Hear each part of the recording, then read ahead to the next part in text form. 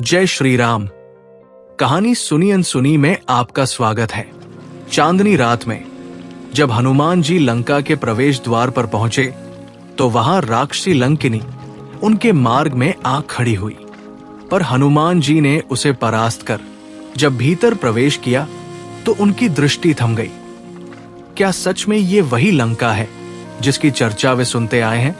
रामायण महाकाव्य में ऋषि वाल्मीकि ने लिखा है, लंका देवपुर कृते एव, अर्थात लंका देवताओं के नगर जैसी थी। स्वर्णमयी लंका, रत्नों से जड़ी दीवारें, विलासिता में डूबे राक्षस, संगीत और मदिरा की गूंज से भरी गलियां। पर इस वैभव के भीतर थी एक गंध अहंकार और अधर्म की। हनुमान जी ने जब रावण के राजमहल में कदम रखा तो देखा एक रानी जैसी स्त्री, अत्यंत सुंदर, तेजस्विनी।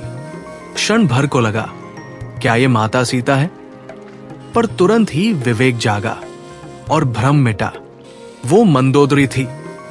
तब हनुमान जी समझ गए ये नगर केवल सोने से नहीं, अधर्म से भी लदा है।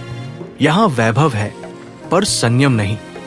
आगे बढ़ते हुए हनुमान जी ने उस दिव्य पुष्पक विमान को देखा जो मूलतः कुबेर का था, पर रावण ने अपने बल और लालच से छीन लिया था। थोड़ी दूर जाकर हनुमान जी एक ऊंचे महल की छत पर बैठ गए। उनकी दृष्टि दूर तक फैली स्वर्णमयी लंका पर थी। भव्यता के बीच पाप की परछाई नाच रही थी। वो सोचने लगे, जिस नगर में सोना चमकता है वहां धर्म क्यों मंद पड़ा है? काफी देर मनन के बाद उन्हें विभीषण से मिलने का सौभाग्य मिला।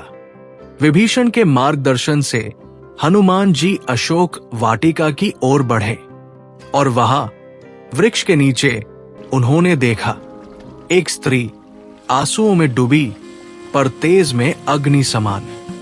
वो थी जनक नंदिनी, माता सीता। वो शांत थी पर अडिग, भक्त थी पर अपराजेय। उनके आंसुओं में था संपूर्ण धैर्य का सागर। हनुमान जी उसी अशोक वृक्ष पर चढ़कर बैठ गए।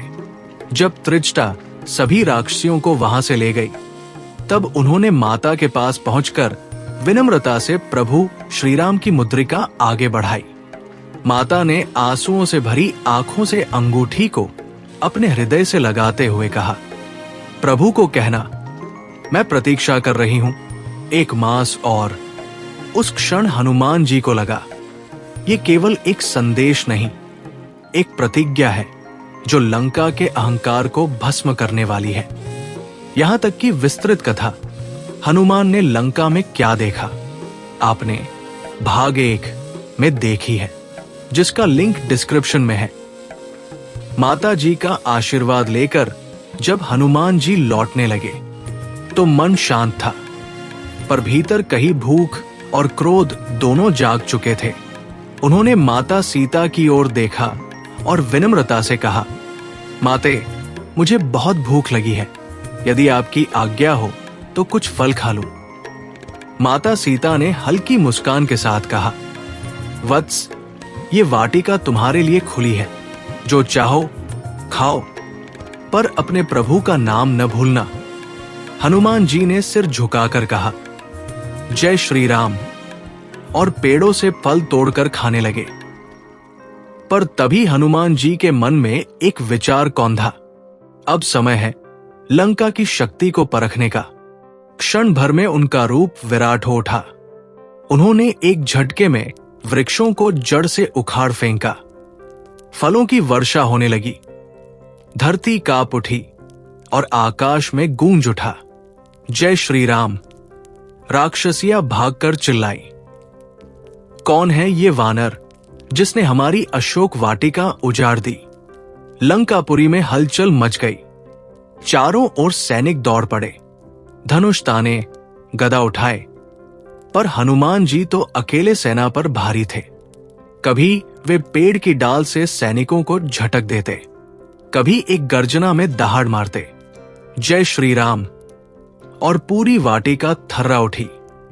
अब ये यात्रा केवल दूत की नहीं रही, ये बनने जा रही थी पराक्रम की गाथा, क्योंकि अब हनुमान जी का उद्देश्य बदल चुका था। अब वो दूत नहीं, धर्म की ज्वाला थे। राक्षस सैनिकों की भीड़ उमड़ पड़ी। पहले आए झंभ, जम्बुमाली और अकंपन जैसे योद्धा। हनुमान जी ने अपनी गदा उठाई और एक ही प्रहार में झंभ का अंत कर दिया। जम्बुमाली ने रथ सहित उन पर बाणों की वर्षा की, पर हनुमान जी ने एक वृक्ष उखाड़कर उसके रथ को चूर चूर कर दिया। जम्बुमाली उसी क्षण भूमि पर गिर पड़ा। अकंपन ने अग्निबाण छोड़े, पर हनुमान जी ने गर्जना की, राम के दास को अग्नि नहीं जला सकती, और उन्होंने अपने मुष्टि प्रहार से अकंपन को भी मार गिराया। रावण ने क्रोध में आदेश दिया, मेरे पुत्र अक्षय कुमार को भेजो, देखो कौन है ये जो लंका की नींव हिला रहा है। अक्षय कुमार अपने रथ पर चढ़ सैकड़ों सैनिकों के साथ युद्ध भूमि में पहुंचा। अक्षय कुमार और हनुमान जी के बीच भयंकर युद्ध हुआ। बाणों की वर्षा, गदा के प्रहार, आकाश और धरती दोनों उनके बल से कांप उठे, परंतु अंत में हनुमान जी ने उसे अपनी गदा से उठाकर धरती पर पटक दिया। अक्षय कुमार वही प्राण छोड़ बैठा। अब लंका थर्रा उठी। रावण का क्रोध सीमाएं तोड़ चुका था। उसने कहा, मेघनाद को भेजो। मेघनाद युद्ध भूमि में पहुंचा। उसने जैसे ही उस तेजस्वी वानर को देखा, मन में विचार आया, ये कोई साधारण प्राणी नहीं, इसमें तो दिव्यता की आभा है। उसने तुरंत अपने मायावी अस्त्रों का प्रयोग किया। अग्नि बाणों की वर्षा होने लगी। नागपाशों से भूमि भर गई, पर हनुमान जी अडिग खड़े रहे, मानो पर्वत पर वर्षा की बूंदें गिर रही हों। तब मेघनाद ने क्रोध में आकर अपना सबसे शक्तिशाली अस्त्र ब्रह्मास्त्र चलाया।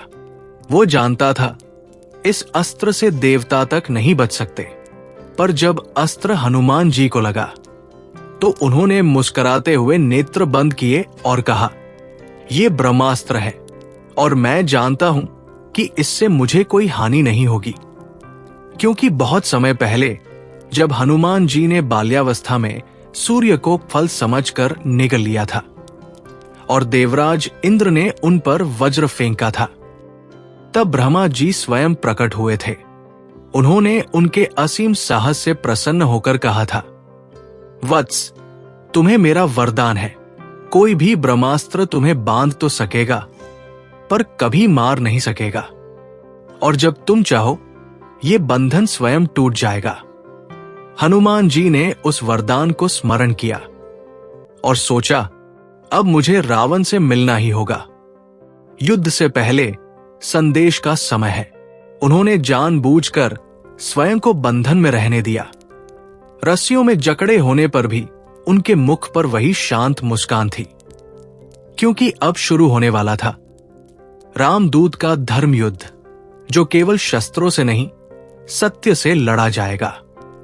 अगले ही पल बांधे गए हनुमान जी को रावण के दरबार में लाया गया। सोने के सिंहासन पर विराजमान था लंका का अधिपति दशानन रावण। उसके चारों ओर चमकते रत्न, सुगंधित धूप और भय से कांपते मंत्री खड़े थे। पर उस भव्य दरबार में आज एक और प्रकाश था। एक बंधा हुआ वानर, जिसके नेत्रों में धर्म की ज्वाला और मुख पर शांत तेज था। रावण ने गर्जना की, कैत्वम कस्य दूता, अर्थात किसने तुम्हें भेजा है वानर? हनुमान जी ने निर्भीक स्वर में उत्तर दिया, रामो दाशरथिय राजा, अह तस्य प्रिय दूतम, अर्थात मैं उन श्रीराम का दूत हूं जो धर्म के मार्ग पर चलते हैं। हनुमान जी मुस्कुराए और बोले, हा रावण, श्रीराम तुम्हारे अहंकार का अंत करेंगे। यदि तुम माता सीता को सम्मान सहित लौटा दो तो अभी भी तुम्हारा कुल बच सकता है। दरबार में सन्नाटा छा गया। राक्षस एक दूसरे को देखने लगे। रावण हंस पड़ा। वो हंसी नहीं, दंभी गर्जना थी। एक वानर मुझे उपदेश देगा? मेरी लंका में आकर मुझे धमकाएगा? हनुमान जी ने अपनी आवाज को सिन्नाद कर दिया। अधर्म का अंत निश्चित है। मैं वानर हूं, पर तुम्हारा विनाश निश्चित करने आया हूं। मेरे प्रभु श्रीराम आएंगे और उस समय तुम्हारे 10 नहीं 1000 सिर भी तुम्हें नहीं बचा पाएंगे। यदि तुम माता सीता को सम्मान सहित लौटा दो और प्रभु से माफी मांग लो तो प्रभु जरूर कृपा करेंगे। रावण हंसते हुए बोला, क्या वानर तुझे पता है क्या बोल रहा है? बड़े बड़े लोकपाल भी मेरी सभा में सर नहीं उठाते, तू किसके बल हिम्मत कर रहा है? हनुमान जी मुस्कुराए और बोले, उन्हीं राम के बल से जिनके अंश मात्र बल से तू बोल रहा है और बलवान है। रावण क्रोध से लाल हो उठा। राम, वो तेरा वनवासी राम, वो मेरी लंका पर आक्रमण करेगा? इस दुष्ट वानर को यहां से ले जाओ। और वानर को सबसे अधिक प्रेम अपनी पूंछ से होता है, तो इसकी पूंछ में कपड़ा बांधो, तेल डालो और इसे अग्नि से दहन कर दो। देखते हैं इसका अभिमान कैसे जलता है। सैनिक दौड़ पड़े, पर वे नहीं जानते थे कि वे आग हनुमान की पूंछ में नहीं बल्कि लंका में लगाने जा रहे हैं। हनुमान जी की पूंछ में कपड़ा लपेटा गया, तेल डाला गया और आग लगा दी गई। लंका के राक्षस उल्लास में चिल्ला उठे, अब देखो इस वानर का अंत। पर तभी हनुमान जी ने धीरे से मुस्कराया। अगले ही पल उनका शरीर बढ़ने लगा। वे ऊंचे, विशाल, अग्नि के समान दैदीप्यमान हो गए।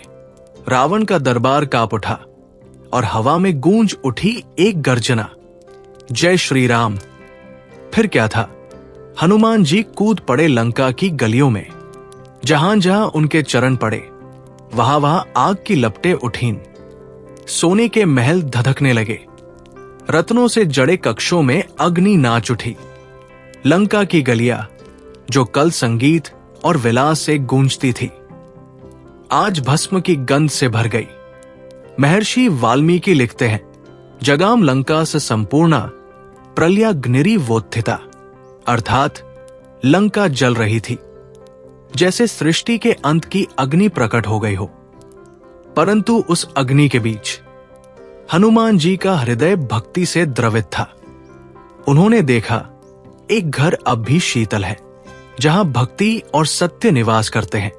विभीषण का घर। हनुमान जी ने उस पवित्र स्थान को प्रणाम किया, क्योंकि अधर्म की नगरी में भी एक धर्मप्रिय आत्मा जीवित थी। ये संकेत था कि जहां धर्म की एक लौ भी जलती है, वहां विनाश पूर्ण नहीं होता। लंका को अपने तेज से जला देने के बाद हनुमान जी उग्र ज्वालाओं से घिरे आकाश में उड़े और सीधा समुद्र किनारे पहुंचे। उन्होंने समुद्र में उतरकर अपनी जली हुई पूंछ को शीतल जल में डुबोया और क्षण भर में अग्नि शांत हो गई। मानो समुद्र स्वयं प्रभु का संदेश लेकर उनकी वेदना हरने आया हो। इसके बाद वे तीव्र गति से वापस अशोक वाटिका पहुंचे। उनके विशाल रूप से अभी भी धुएं की हल्की लपटें उठ रही थी, लेकिन उनके नेत्रों में दिव्य शांति थी। माता सीता ने उन्हें देखा तो उनके भीतर आशा की एक नई किरण जाग उठी।